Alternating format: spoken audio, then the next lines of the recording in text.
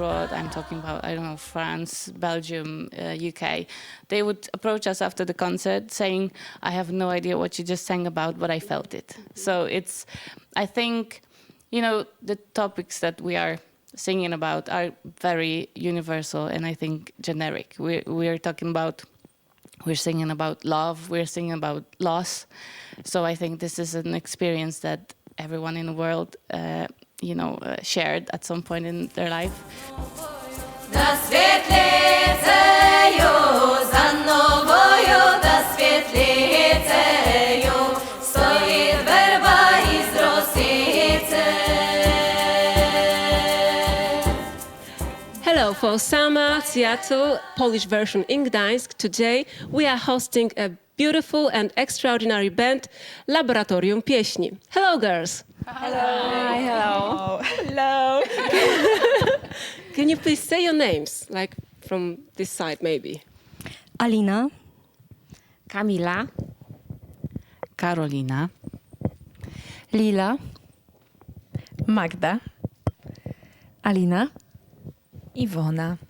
Yes, so we have a bunch of beautiful and amazing vocals.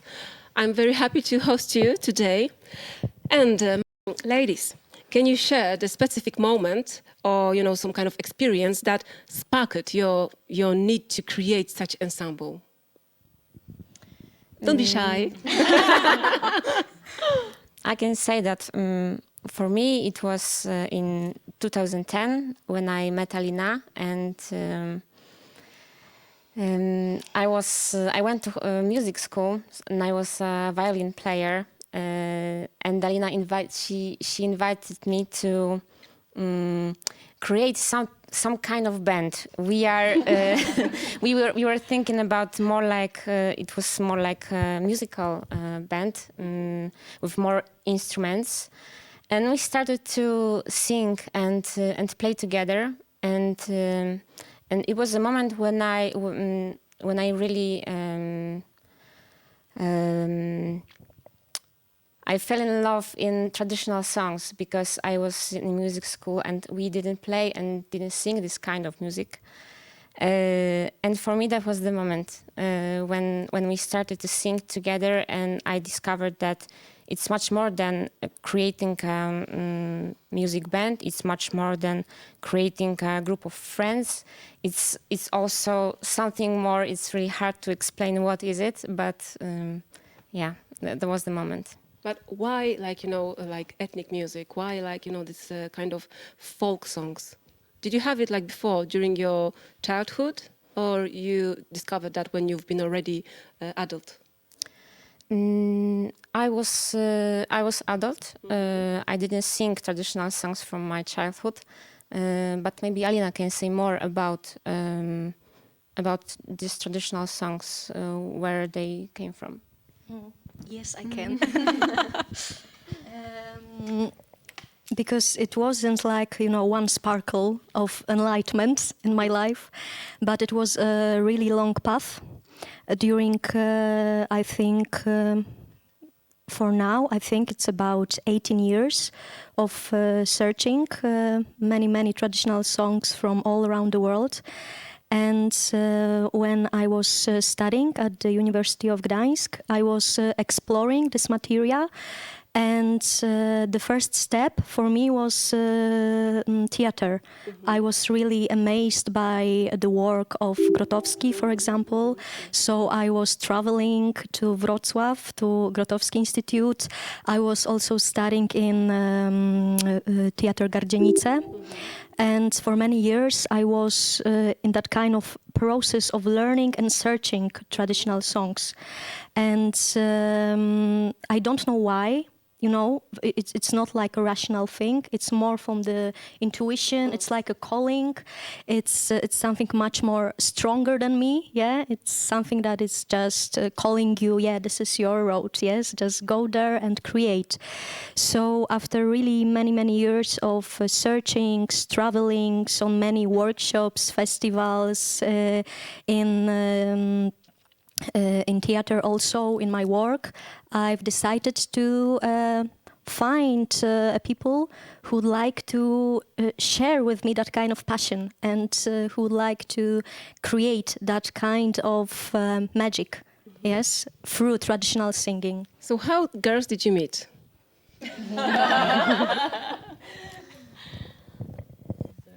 Yeah, I guess everyone's story is a bit different. This is how I think Alina's story is like the beginning of the band, and for me, I met girls on workshops because I decided one day to take part in workshops which Alina and Kamila led, and then I met girls, and this is how also my story with traditional songs started, and I also liked it. I felt it, just similarly to Kamila, and yeah. So this is how I joined. I met girls. Similarly. Yeah, I think I met Alina and Kamila and and Alina's sisters a little bit earlier. Yeah, like a couple years earlier. Yeah, like 10 years, no, 12 years ago or 14 years ago. Yeah, I was 18 then. And yeah, I remember that Alina came from Ukraine, from workshops with Drevo group. And yeah, she was like amazed, and she was full of inspiration. And she showed me a song, a Russian song, Zoryushka, somewhere in the flat or of somebody. Yes, today I don't remember who was the owner of the flat. Yeah, so she showed the song, and it was the first time when I heard the traditional song, and I really had like goosebumps, Shivers. Yeah. shivers, everything. I know that feeling also. Yeah, and it came. I heard the music, I heard the voices, and I knew in that moment that this is what I was looking for. That this is your path. Yes, this is my path, because I was looking for my genre. You know, I was trying with punk, I was trying with rock and roll, with ska, but I heard Russian traditional song Zoryushka. I sang the line. And yeah, adventure just started with Alina, with Kamila, and Madzia. I totally understand that, because I also like discovered folk traditional songs when I was adult. Of course, when I was younger, yes, in my family, my mama presented me like a Mazowsze band ensemble, or Śląsk ensemble. But I needed time to have possibility to have such a big intuition, to be prepared to understand the quality and the power of traditional music. So I understand you girls very, very well, and I'm happy that today we have you together as one ensemble of beautiful, beautiful voices. I'm curious, can you say which voices, which, you know, about the scale, like alto, like soprano? Yeah, can you share it with us, please? Yeah. I don't think it's very relevant to our singing, because it may change from one song to another, and the registers. I mean, yeah, I sang in a choir, so I'm a second alto. So usually I would sing the bass, but it's not always the case. So it varies. Yeah. So it varies from song to song. Yeah.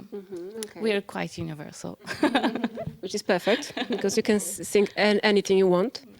Please, can you add something? Yeah, we have some preferences, but you know, for me, for example, when I start to sing, it was like only the lower parts only. But you know, during all years of singing, I started to sing also higher tones, and I think that for girls the same.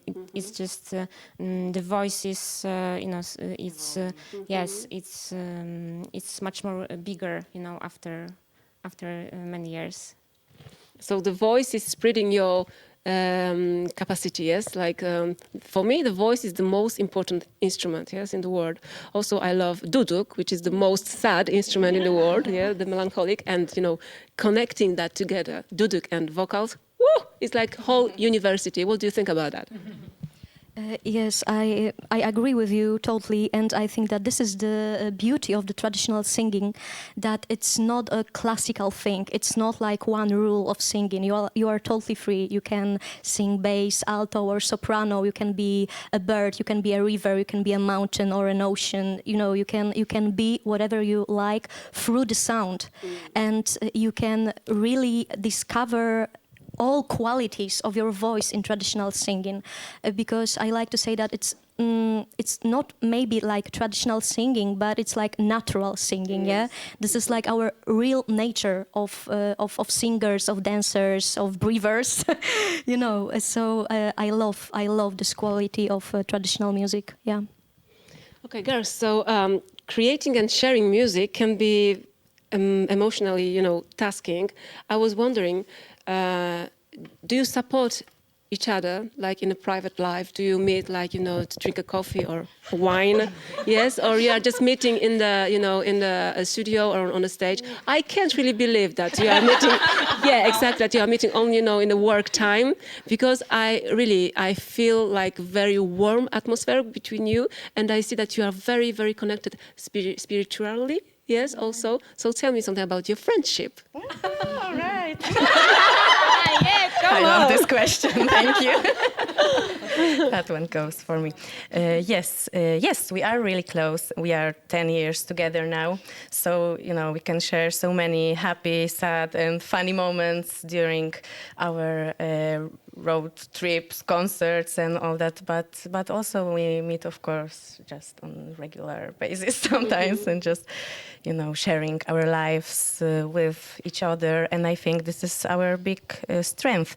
And we can share our lives and our music path, and go with each other just through everything that can happen, actually, even if it's not really nice or really a simple thing that's happening to us, because, as we know, it's not always super easy.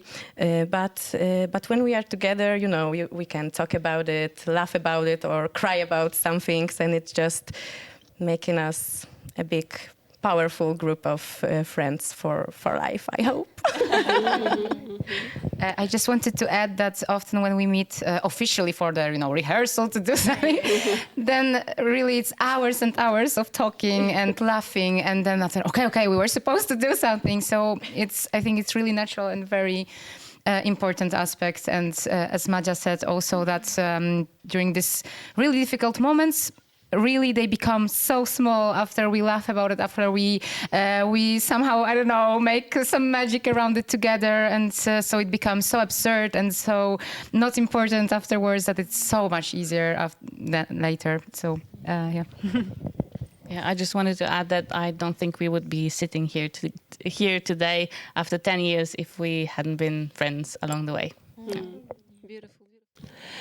Tell me something about your live music shows, yes? Because in my opinion, this is like a ritual, like a ceremony of beautiful souls that you want to share with your audience. So I'm very curious, what do you think about your listeners?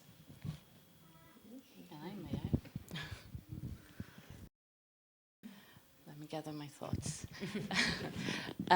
Yeah, I think our live performances do actually resemble some kind of ritual, and even for us, or maybe primarily for us, and that's why it resonates with other people, because we feel so good with each other on stage, and fortunately it can happen over and over again. So we have this special thing going on between us. So I hope it shows, and I feel it shows, and it shows in that way that even people from abroad, I'm talking about, I don't know, France, Belgium, UK, they would approach us after the concert saying, I have no idea what you just sang about, but I felt it. So I think, the topics that we are singing about are very universal and I think generic. We're singing about love, we're singing about loss. So I think this is an experience that everyone in the world, shared at some point in their life.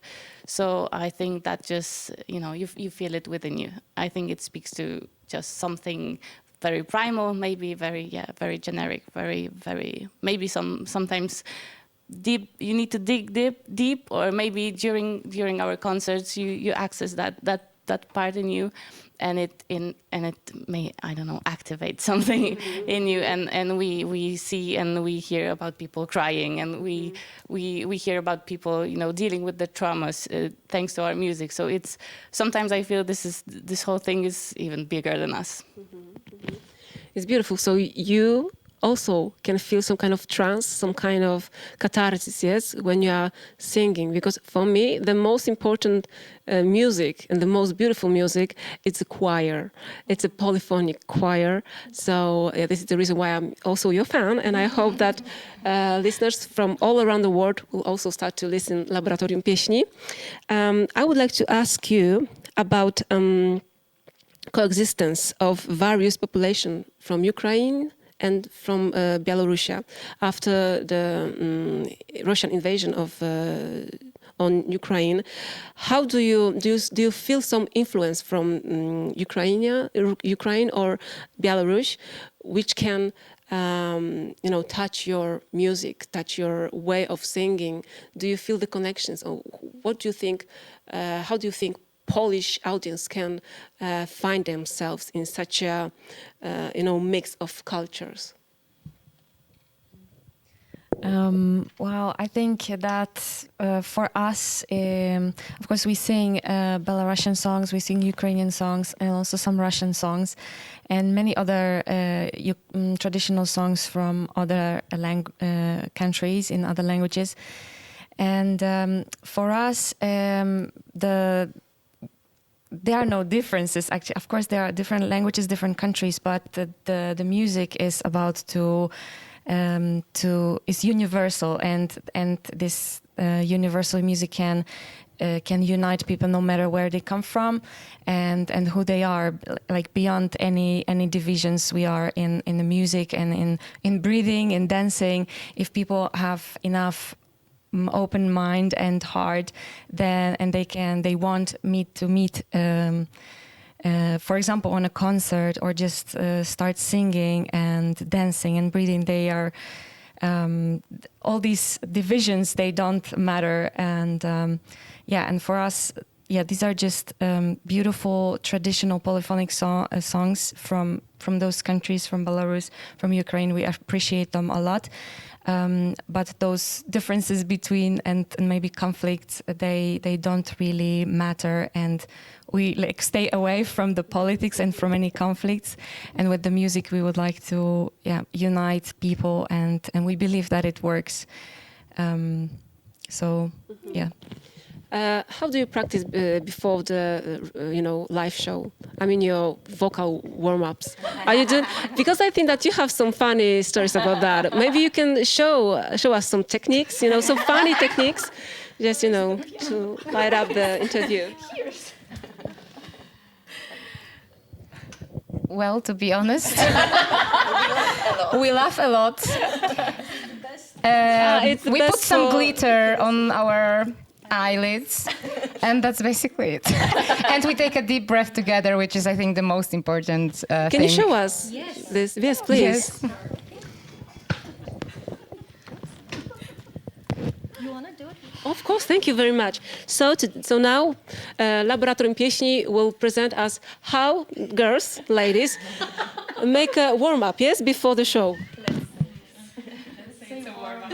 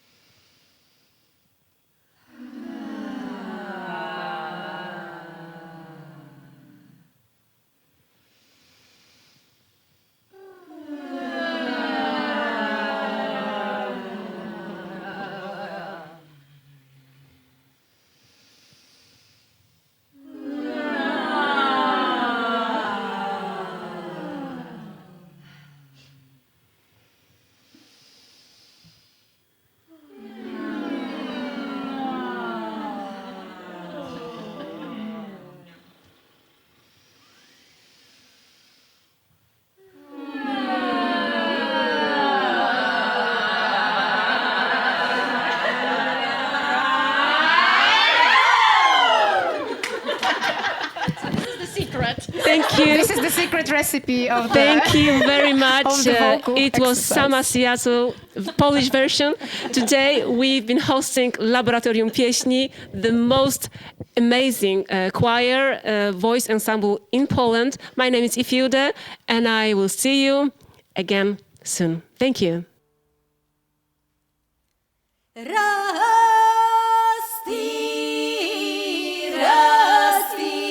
moj zeleni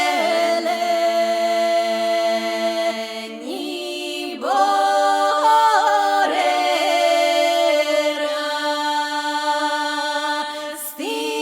rasti moj zeleni bore.